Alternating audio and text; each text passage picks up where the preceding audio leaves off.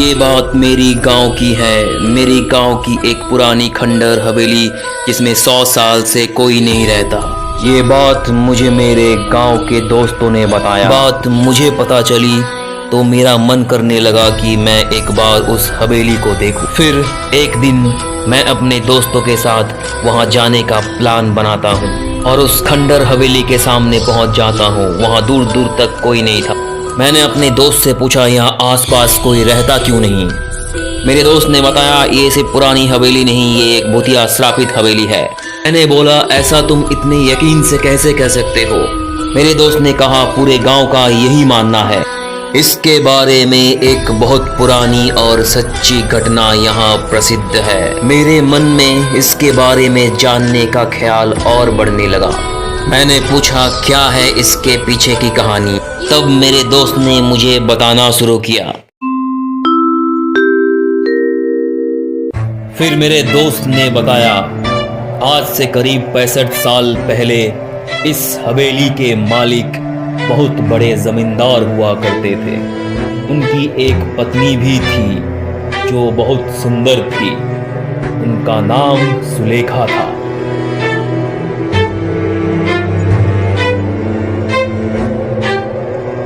उस समय ही डाकुओं के भी खौफ से लोग डरते थे। डाकुओं की टुकड़ी जिस गांव में भी घुसती थी, उस गांव को पूरी तरह से बर्बाद कर देती थी। डाकुओं ने गांव में तहलका मचा के रखा था। वो किसी को नहीं छोड़ते और गांव की औरत को जबरदस्ती उठा के ले जाते। क्या हुआ जमींदार का? एक बार डाकुओं के सरदार को जमींदार के धन और संपत्ति पर नजर पड़ी, जिसके बाद उसने जमींदार के घर डकैती डालने का सोचा। इस पर सभी डाकुओं ने हाँ कर दिया। फिर एक दिन वो भी हो गया जो जमींदार ने कभी सोचा भी नहीं होगा। डाकुओं ने एक दिन जमींदार के हवेली पर रात में डकैती मार दी। जमींदार ने भी अपनी सुरक्षा के लिए पहले से ही कुछ सिपाही और नौकर रखे हुए थे जो डाकुओं के हवेली पर आने पर उनसे लड़ पड़े। अब आगे, क्योंकि जमींदार के सिपाही और नौकर बहुत कम थे और साधारण हथियार के साथ थे, वही डाकुओं की संख्या बहुत ज़्यादा थी और अच्छे हथियार के साथ लैस थे, जिसकी वजह से जमींदार के सिपाहियों और नौकरों को कुछ ही देर में मार डाला।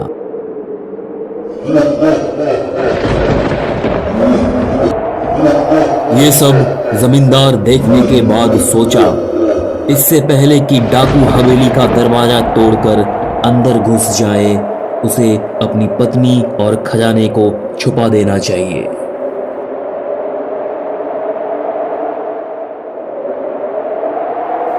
फिर जमींदार ने उस खजाने को हवेली में ही किसी खुफिया जगह पर छुपा दिया।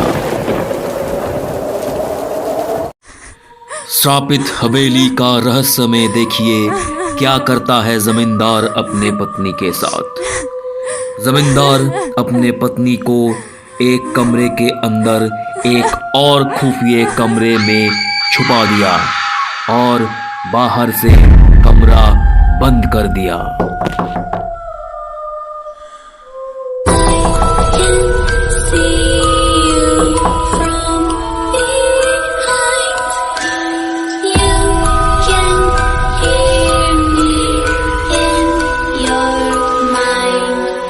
इसके बाद कुछ ही देर में डाकू हवेली का दरवाजा तोड़कर अंदर घुस आए, जिसमें जमींदार की मौत डाकुओं के हाथ हो गई। पर जमींदार ने मरते मरते अपने खजाने का पता उन डाकुओं को नहीं बताया।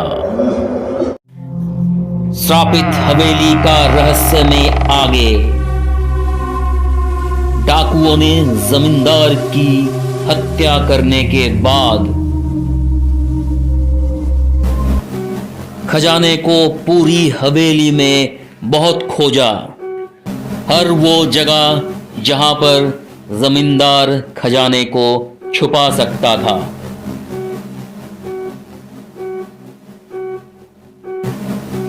पर लाख कोशिश के बाद भी डाकुओं को खजाना हाथ नहीं लगा।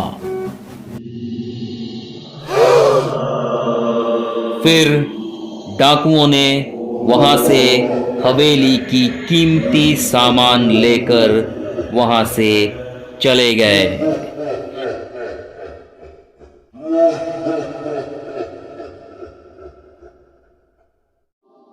इस घटना को हुए कुछ दिन ही गुजरे थे, पर जमींदार की पत्नी जो एक खुफिया कमरे में बंद थी, उसका पता किसी को नहीं था। उसकी पत्नी बहुत चिल्लाई, लोगों को बुलाने की कोशिश भी की, कमरे के दरवाजे को तोड़ने की कोशिश की, पर वो अंत तक कुछ नहीं कर सकी और भूख प्यास से वो तड़प तड़प कर वही मर गई। उसके मरने के बाद उसके लाश के बदबू से लोग हवेली में गए और उस कमरे को तोड़कर उसके लाश को वहां से निकालकर उसका अंतिम संस्कार कर दिया।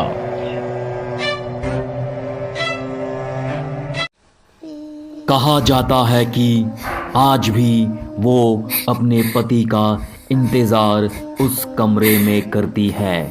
उसका पति कभी तो आएगा और उसे उस कमरे से आजाद करेगा। और आज भी उसे उसके हवेली में घुसपैठिया या उसके बिना इजाजत के अंदर आने वालों को सजा देती है। मैंने अपने दोस्तों से ये कहानी सुनकर उन पर विश्वास नहीं किया। मैंने पूछा, क्या यार तुम लोग भी ना कब की बात आज तक लेकर बैठे हो, इसका कोई सबूत है तुम लोगों के पास? तो उन लोगों ने बोला, कुछ लोगों ने इस हवेली में जाने की और वहां रुकने की गलती की थी। फिर आगे इनके साथ क्या होता है? वो लोग अंदर तो चले गए और हवेली में रखे बेशकीमती सामानों को छूने और देखने लगे।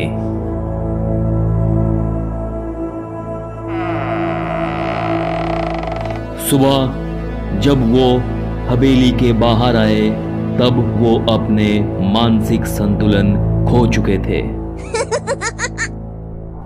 मैंने पूछा, ऐसा क्या हुआ था उन लोगों के साथ इस हवेली में?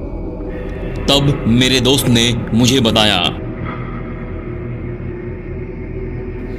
एक बार एक अपराधी जेल से भाग जाता है और इस हवेली में आकर छुप जाता है।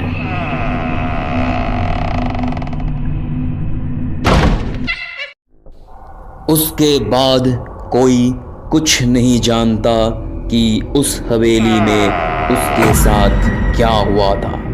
बस दूसरे दिन उस अपराधी का लाश उस हवेली में मिली। ये सब बातें सुनकर मेरी हिम्मत नहीं हुई उस हवेली के अंदर जाने की, इसलिए हम लोग वहाँ से घर चले आए और दोबारा फिर मैं कभी उस हवेली को देखने नहीं गया।